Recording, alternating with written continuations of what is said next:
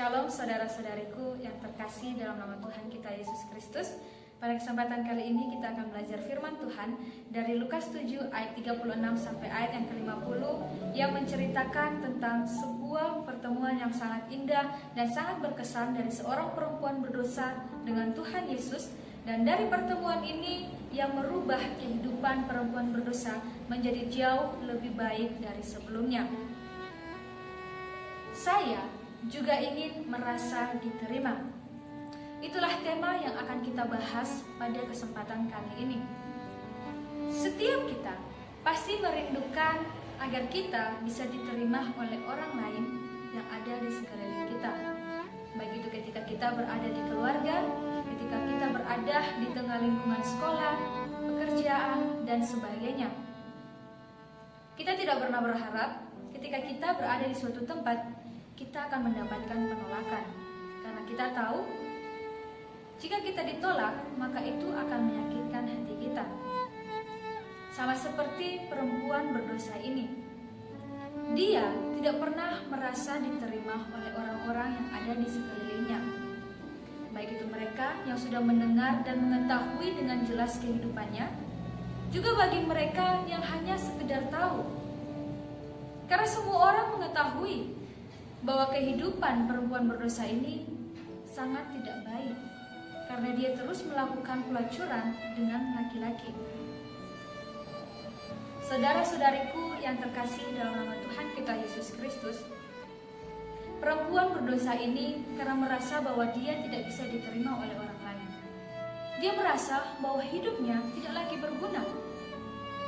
Namun ketika dia menjalani kehidupannya, dia mendengar bahwa ada satu pribadi yang bisa menerimanya dengan lapang dada dan bisa mengampuni semua kesalahannya, yaitu Yesus Kristus.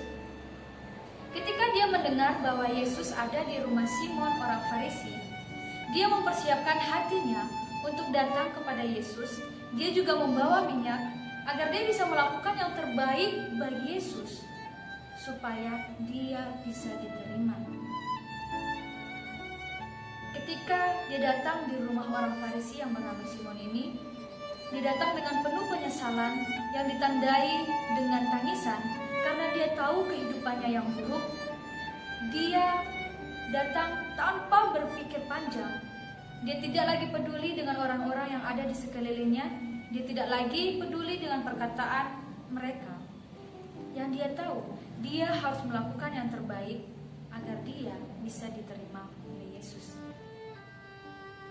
Yesus yang melihat tindakan dari perempuan ini sangat tulus. Tetapi Simon, orang Farisi, melihat tindakan ini sebagai tindakan yang tidak benar.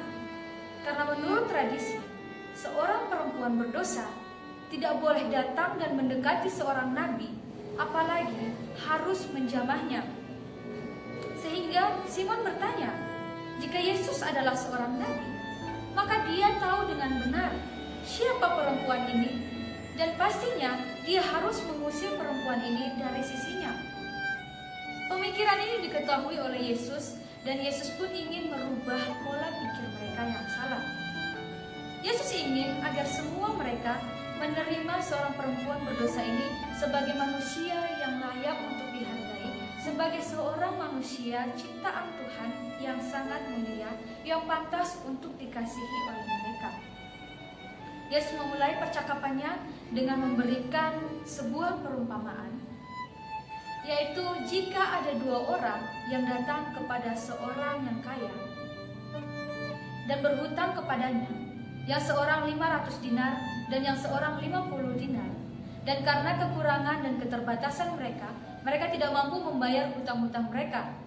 Dan pemilik uang ini menghapuskan semua hutang-hutangnya dengan sukarela. Manakah yang akan lebih mengasihi sang pemilik uang ini? Manakah yang akan lebih bersyukur kepada sang pemilik uang ini? Simon pun mengatakan bahwa dia yang memiliki hutang yang sangat banyak dan yang lebih banyak dari orang lain, itulah yang akan memiliki ucapan syukur yang sangat besar. Hal ini pun dibenarkan oleh Yesus. Yesus pun mulai dengan nasihatnya bahwa perempuan berdosa ini pun mengharapkan pengampunan dosa agar dia bisa terus bersyukur akan hidupnya, karena dia belum pernah merasa diterima oleh orang lain. Yesus pun dengan tegas mengatakan bahwa kehadirannya di tengah-tengah dunia bukan hanya untuk orang Farisi yang tahu tentang kebenaran firman Tuhan tetapi tidak melakukan, tapi juga bagi mereka yang selalu diabaikan oleh orang-orang yang ada di sekelilingnya.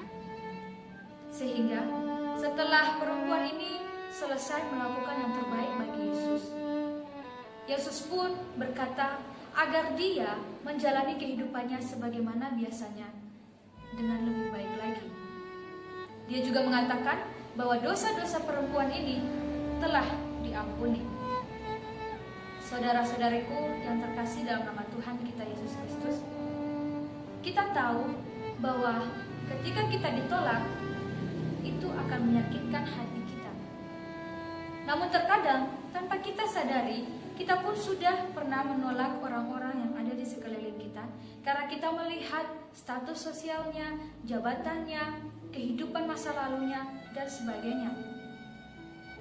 Mungkin kita saat ini sebagai pelaku, bisa juga kita pernah menjadi korban penolakan. Mungkin kita terlahir dengan cacat. Mungkin kita terlahir dari ibu dan tanpa ayah. Mungkin kita terlahir dari keluarga yang sederhana, yang tidak bisa memberikan kita semua yang kita inginkan seperti orang lain. Atau mungkin kita memiliki kehidupan masa lalu yang sangat buruk, dan ketika kita ada di suatu lingkungan, kita akan mendapatkan penolakan. Saudara-saudariku yang terkasih dalam nama Tuhan kita Yesus Kristus, kita belajar dari perempuan berdosa. Dia tidak lagi malu dengan kehidupannya ketika dia ada dan dia datang kepada Yesus. Dia menyerahkan totalitas kehidupannya kepada Yesus dan dia hanya ingin Yesus berbelas kasih dan mengampuninya. Jika saat ini kita adalah korban penolakan, maka datanglah kepada Yesus, serahkanlah kehidupanmu kepadanya. Tanpa kita harus melihat apa yang orang lain katakan dan apa yang orang lain lihat terhadap kita. Jika kita sebagai korban, kita seharusnya sama seperti perempuan berdosa ini. Kita melakukan yang terbaik untuk Yesus. Ketika kita sudah diampuni, kita juga tidak boleh lagi kembali ke kehidupan kita yang lama, tetapi kita harus merubah kehidupan kita menjadi jauh lebih baik. Dan jika saat ini kita sebagai pelaku penolakan terhadap orang lain, maka ingatlah bahwa penolakan dapat menyakitkan hatimu. Jika kita tidak ingin ditolak, maka kita pun tidak boleh menolak orang lain. Saudara-saudariku yang terkasih dalam nama Tuhan kita Yesus Kristus, Tuhan Yesus sangat mengasihi kita. Dia selalu membuka tangannya dan dia selalu menantikan kita datang kepadanya dan meminta pengampunan atas semua kejahatan yang sudah kita lakukan. Datanglah dan berserulah kepada Yesus, bawalah seluruh kehidupanmu kepada Yesus, karena hanya Yesuslah yang mampu menerima kita apa adanya tanpa melihat seberapa buruk kita di hadapannya. Sekalipun kita ditolak oleh orang-orang yang kita kasihi, sekalipun kita ditolak oleh keluarga kita, sekalipun kita ditolak oleh sahabat kita, sekalipun kita ditolak oleh orang-orang yang kita kasihi, kita tidak boleh menyesali hidup kita. Kita tidak boleh berkata bahwa saya menyesal ketika saya dilahirkan di dunia ini. Tetapi cobalah merubah pola pikir kita. Kita melihat ada satu pribadi yang sangat mengasihi kita tanpa melihat seberapa buruk hidup kita di hadapannya. Datanglah kepada Yesus, Yesus akan menerimamu apa adanya. Dan dialah satu-satunya orang, satu-satunya Allah, satu-satunya pribadi yang bisa merubah hidupmu menjadi jauh lebih baik dari sebelumnya. Tuhan Yesus memberkati.